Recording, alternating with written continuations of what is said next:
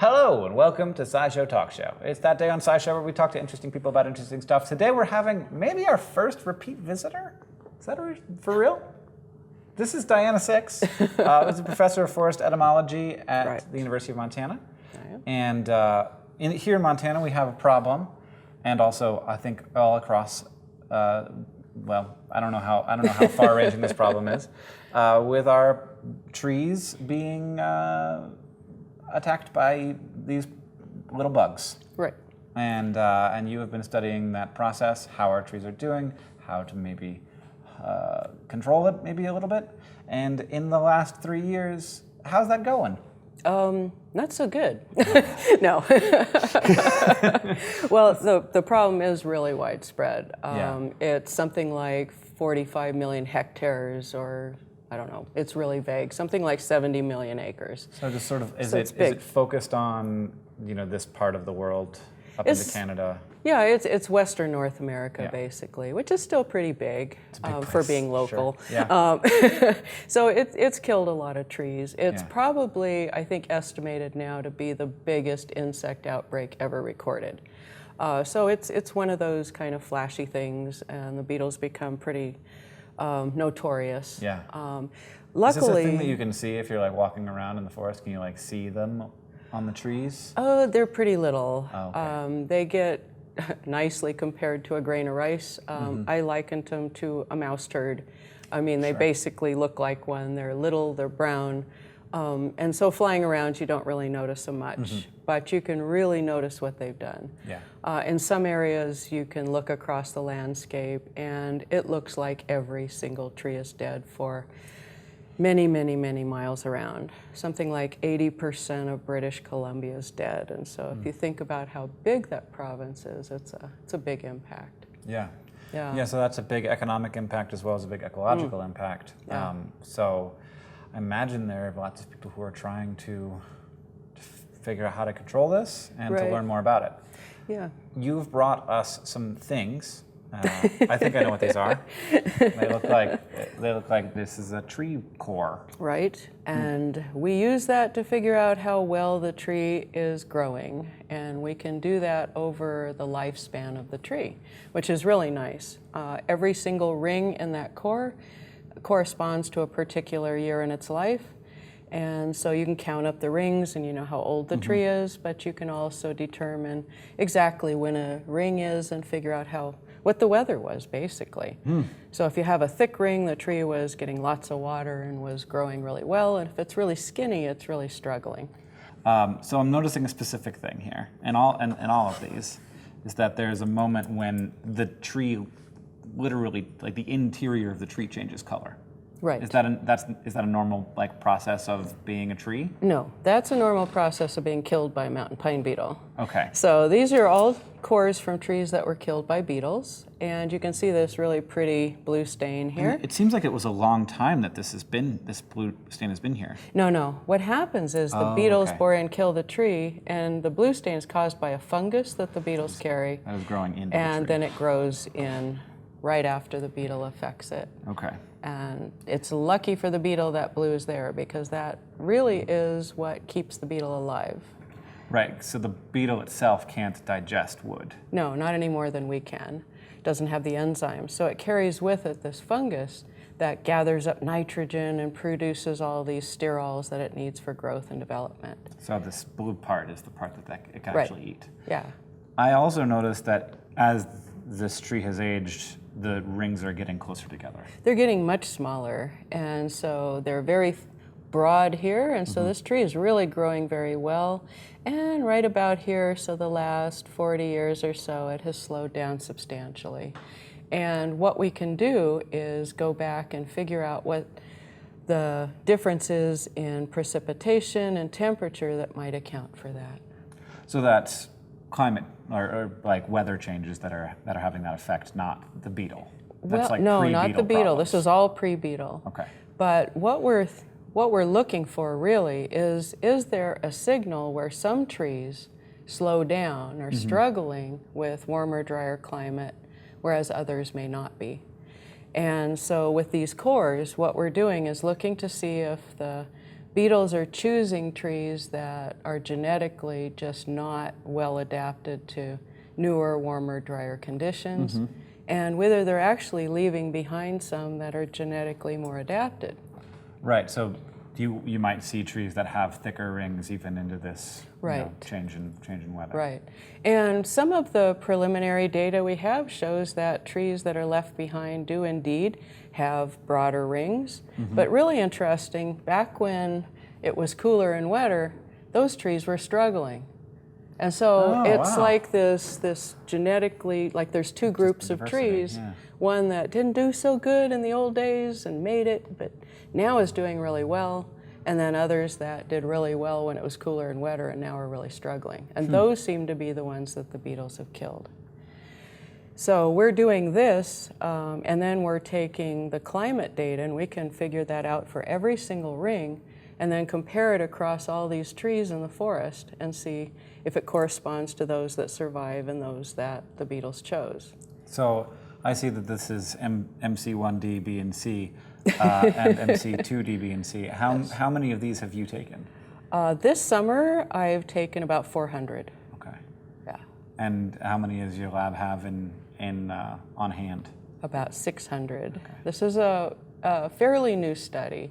So as you walk into these forests that have been really heavily impacted by the beetles, it'll look like everything's dead. But if you walk around for a while, you'll find survivors, and they're exactly the size the beetles prefer, the same species, but for some reason, they have come through completely unscathed. And this is really remarkable because if you think about when you have these big peak populations, there's millions of beetles flying around. They're starting to get desperate because they basically killed everything, almost. They're being forced into little trees that won't even support them. Yet here's this perfectly fine tree, and they don't even try. There's not even mistake attacks. And so what we want to do, of course, is figure out what's different about those trees, because they're not missing them by accident.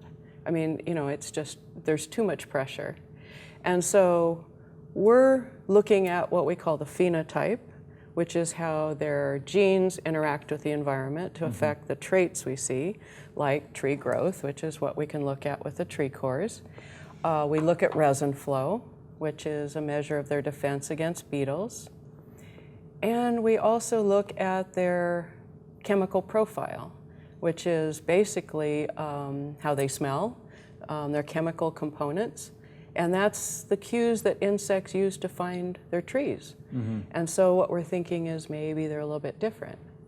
And we also collect needles and extract the DNA, and then we can figure out sort of what their genotype is, what their genetic makeup is. We can kind of figure out what is sort of their fingerprint, so we can tell if the survivors have a different fingerprint style than do the ones that were killed.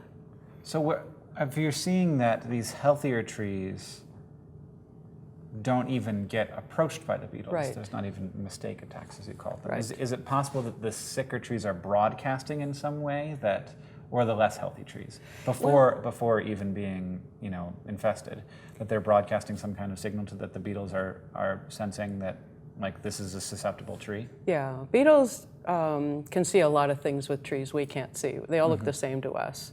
But not to a beetle. But not to a beetle. And beetles can apparently sense trees that are stressed by drought. And so trees that are genetically not so able to deal with drought are going to give off different cues than those that are still doing very well. But we also think that the fact that they don't even attack those trees when they're desperate, when there's nowhere else to go, indicates that the beetles just maybe aren't even seeing those trees, that their chemistries may be different, and so they aren't even perceived as food, because you would expect at least mistake attacks, but that's not happening. And so with the approach we're using, we're doing all the chemical analysis, we're doing the growth rates and the genetics. We can correlate all those to see if there is really a difference in those trees. And if that's the case, then those trees might actually be sort of our ace in the hole for the future. Right. Yeah. Yeah, because it's not like there have been cases where basically entire tree species have been wiped out by some infestation. Yeah. And that's especially because what are the tree species at risk here? Oh, just about any pine, but which is a huge portion of. That's a lot of it. So I'm looking at 3 that are big ones around here. Lodgepole pine is probably its favorite tree, and it's killed more lodgepoles than it's almost hard to imagine how many. Ponderosa pine, now that Ponderosa is becoming more stressed, it's becoming more attacked. And then whitebark pine, which is kind of our high elevation tree. This is sort of a newish host for the beetle. It lives up in high elevations, and it used to be too cold for the beetle to get there or to survive there. And now it's warm enough and the beetle's wiping it out. So we're doing a lot in whitebark pine because it's actually been affected so strongly that it's recommended for listing now as an endangered species. So, I mean, this has some pretty big ramifications. I used to think whitebark pine was toast, even 3 or 4 years ago. But now that we're finding these survivors, and they look really good, now we're starting to think maybe there are some genetically pre-adapted trees that maybe we can kind of restore the species with. Yeah. Yeah. And how, in terms of the broader ecology of the forest, are there other trees taking the place of the pines? Are there other ecologies coming in? In some places, like with whitebark pine, in some areas that are wetter, we have subalpine fir moving in. The problem is that a tree is just not another tree. Right. It doesn't fulfill the same ecological role. Whitebark pine produces huge seeds that squirrels and grizzly bears and all sorts of things feed on. It holds on to the snowpack. Subalpine fir doesn't really do that. You say holds onto the snowpack, you mean the snowpack will stay around longer? Stay around longer if you have whitebark pine. And that's one of the problems people are really worried about. We're losing all this whitebark pine.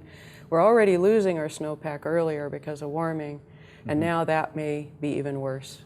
So there have been other, I know that the American chestnut is a thing that doesn't exist anymore because of, was that a fungus? A fungus, exotic fungus. So there are trees that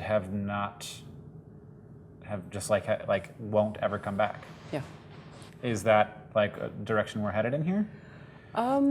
We're headed with it in some ways for some trees. Okay. So like whitebark pine, which grows in the high elevations, that the beetle is really wiping out. It also has an exotic disease, which doesn't help. Okay. But climate change when we say alone, exotic, we mean that the American chestnut was wiped out by a disease that came from Europe. Yeah. Whereas the pine bark beetle is native. So it's a thing that's always been around. Yeah. But now it's become a huge problem. Yeah. It's a native insect, and so it really is a natural disturbance agent in our forest, something that helps it renew. The problem is when you tweak natural disturbance agents and either take them out, like we've done with fire suppression, which obviously had bad problems with it, but also if we do things that enhance these natural disturbance agents, that's damaging as well. And so with climate change, this insect is much enhanced. So, the outbreak right now is 10 times bigger than anything we've seen, much more severe, harder for our forest to recover from.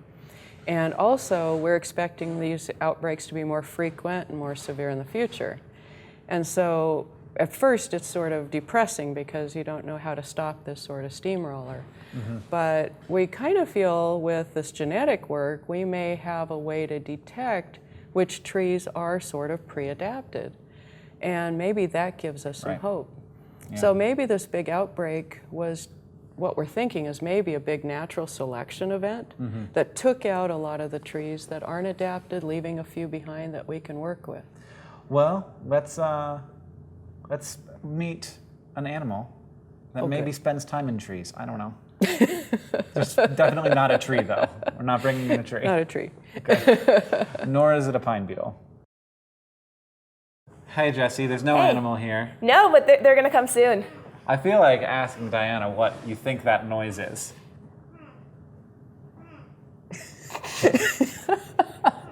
It sounds like a baby or something. It doesn't sound like a baby. It sounds like a human baby. Yeah. Yeah, I don't have a human baby in a crate.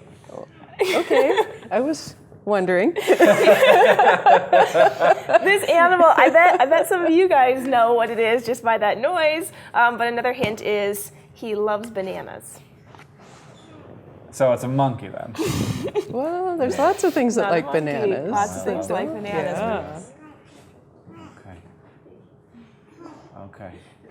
We're gonna go ahead and put him up on the table. Now I can't touch this animal, so I just have to try and make him feel as comfortable as possible, and then kind of entice him out with his favorite food, bananas. Okay. I'm gonna sit back, so maybe we So don't. you guys probably won't want to touch him when you see him, but Don't. don't try and touch him. Why? He doesn't like to be touched. Oh, okay. Yeah. All right, Also, that's it's fair. covered Ready, in Lisa? knives. Yeah. All right. You ready? Where are we? What do you think? You do want to come on out. Okay, go ahead and take it. Wow. Yeah! Oh, it's beautiful. It's Kemosabe! Hey, buddy. Kemosabe. Oh, sorry, I got too excited. Kemosabe is a prehensile-tailed porcupine, also known as a Coendu. They come from Brazil, and you're right, they live in trees. Yeah, they live in trees. They're really well adapted to living in trees. You see their upturned prehensile tail. He can actually hold his entire weight by that tail. Will it grip your finger if you touch it? I used to have a pet possum. If you Do that. if you touch his tail, he'll swing towards you and huff and chatter and get very mad. And put holes in me. Possibly Okay. that too. Wow. Possibly. That'll be his last resort. He's not a big fan of actually trying to get you, but he puts on a pretty big show. And we learned that he doesn't like his tail touched because when we first got him, we rescued him from another zoo. We were actually told that he was handleable. Like you could put your hand under his belly and then he'd wrap his tail around your hand and you could hold him and walk around with him. And we're like, well, that sounds pretty darn cool. That's the information we got. And then he showed up and we're like, let's try this. And no. Not a fan of that. Not at Not a all. fan of that. Not a fan. He'll tolerate me touching his nose and his feet. Tail's a big no-no, and belly, he makes a really funny noise when funny It noise. makes a really funny noise all the time. I love the sound. I know, I feel like we should have a microphone just for Kemosabe. I know, I usually do. Yeah.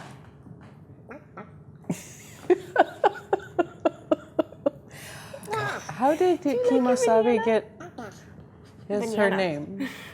Kemosabe, we have many animals at Animal Wonders, and coming up with names is it's a challenge, but it's also the fun part. Yeah.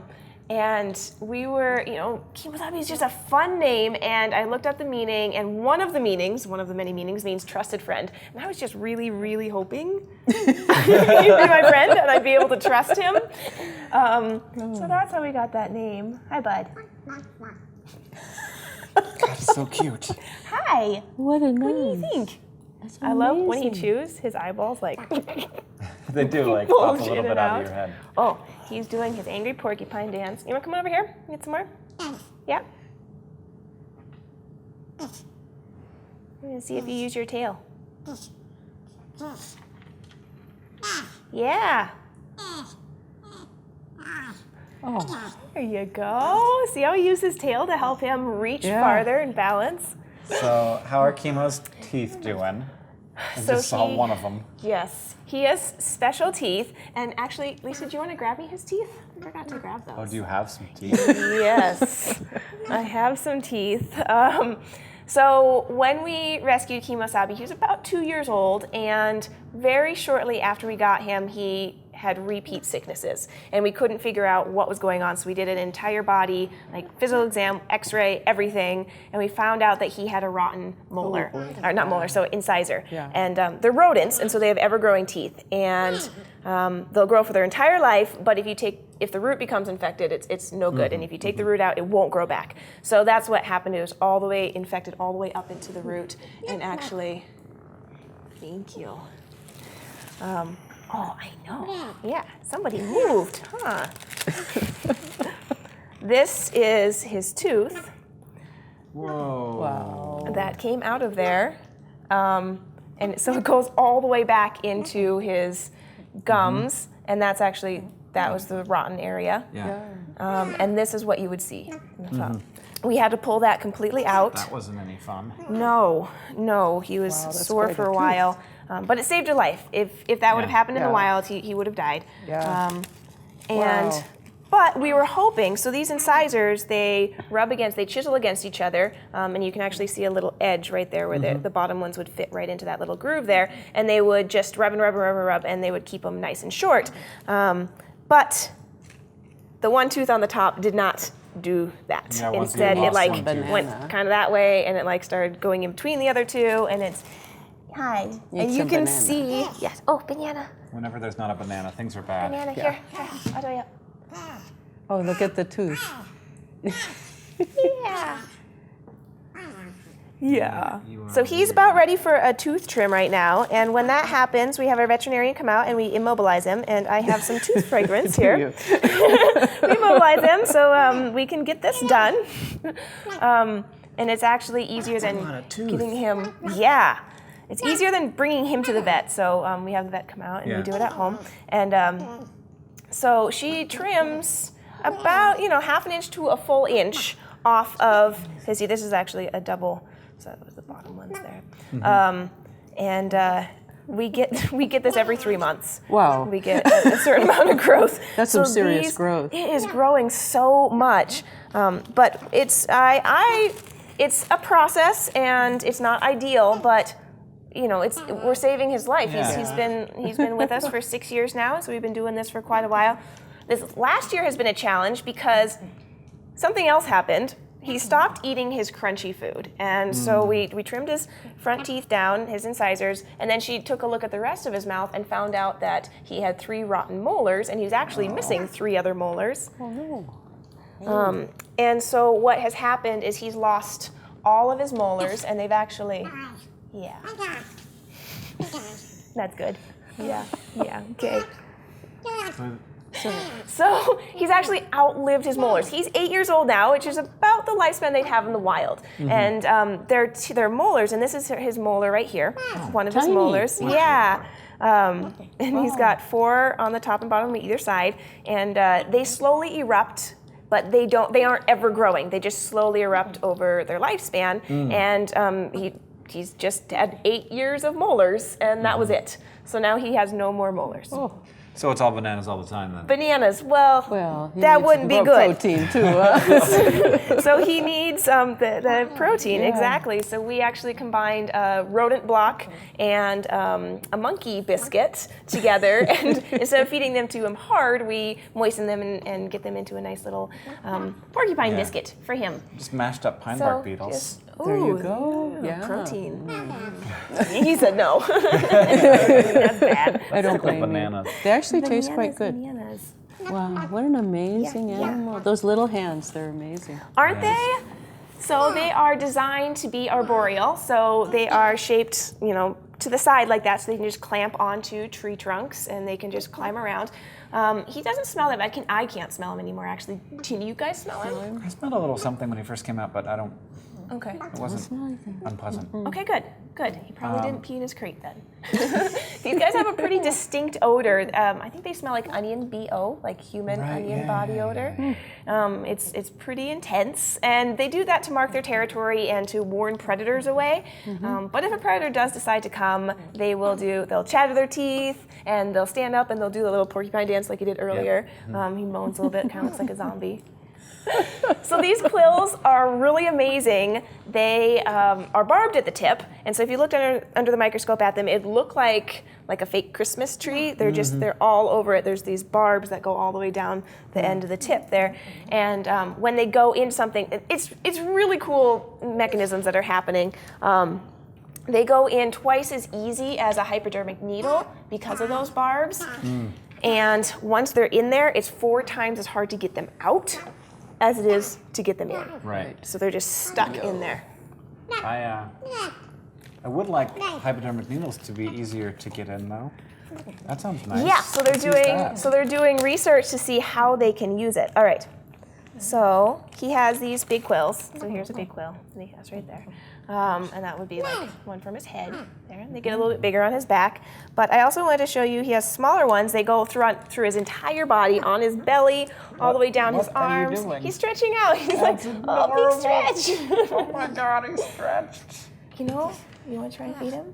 Yeah, if you're interested. Hi, my name is Hank. See, here, I'll put my hand over there too, and I'll pretend that I'm feeding him. Hi. Oh my God. He's a little angry about Yeah, that he one. was He's like- like, oh, you are not. I do want a banana, but not from you. You smell different. All right. So he has these little quills too, and I'm gonna lose it. they're tiny. Oh God, it's in you.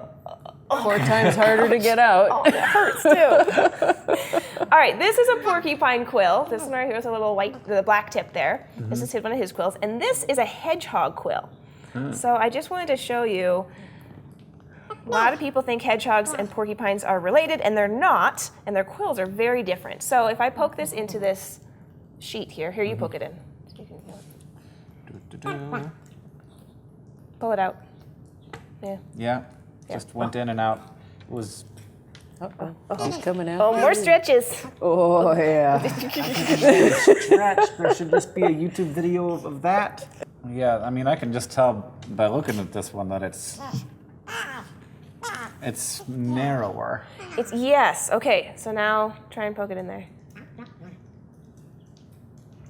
It went in much more easily, and now it is not.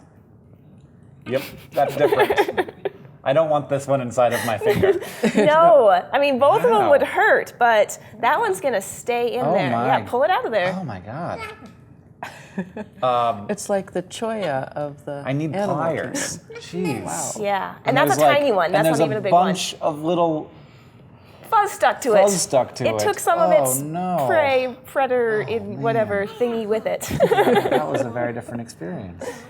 So the other cool thing is that the way that it comes out, they actually, if they just touch something, say with like 70 of those quills at the same time, they might get stuck to it. It's going to be really hard to get those hairs, special hairs, to come out of their That's just skin. a hilarious picture of Kemosabe stuck to the side of a grizzly bear. But it wouldn't be a grizzly bear's bear. just It's like, oh God. There's still some there.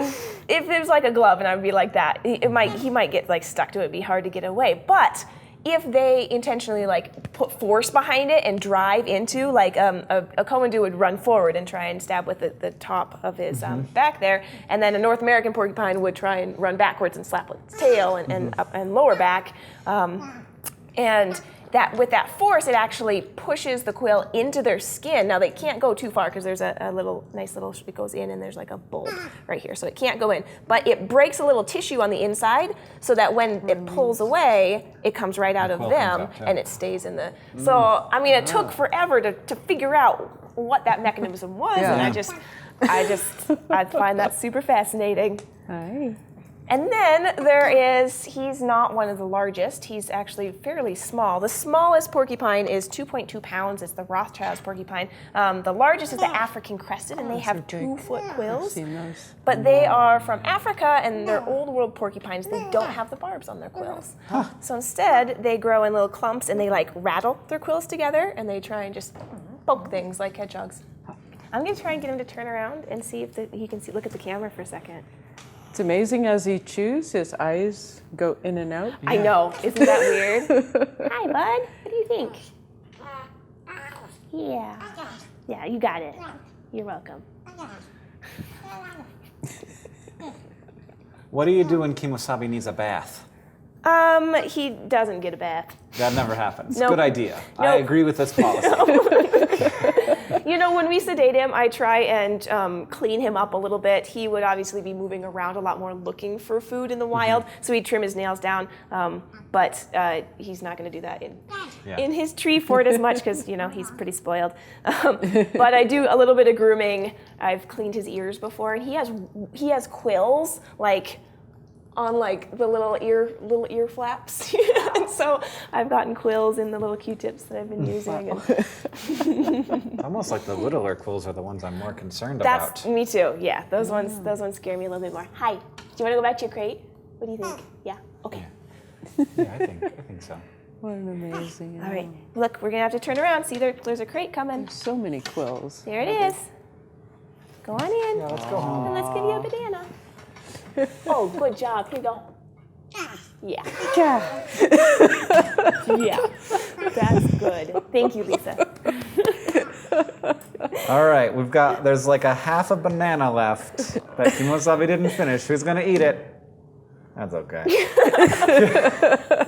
Oh, yeah, he's drooled all over that pretty good. Yeah. Yeah. He didn't poop on the table this time. I know, what a Yeah. great porcupine. He was so polite. He gave us a couple of stretches, Yeah, I know. sang us a little song. He didn't yell at you too much, you know. Did a dance. No dance. You know? Wow, I'm Amazing. I am Great. very proud of him. He I'm did so also good. very proud of Kemosabe. That was great. Thanks for bringing him on the show. Yeah, If you want thanks to for see having what me. Jessi's up to, you can go to youtube.com/animalwondersmontana. If you live in Missoula, she also does birthdays and school events and all sorts of things. Yeah, we'd love to share the animals with you. If you live around here or come and visit It's really fun. at a public event. I've seen it happen. It's really great. And Diana, thank you so much for sharing about our common plight here, and Yeah. thanks for working to figure out what's going on and maybe alleviate a little bit. Glad to hear that maybe we can hold on to our trees. Hopefully. Yeah. All right, thank you you. very much. Thanks for watching. You can find us at youtube.com/SciShow. University of Montana, where you are a professor of geoscience, geophysics. Correct. I don't know what geophysics is. I know that has to do with physics and the earth. That's my guess. That is what it is.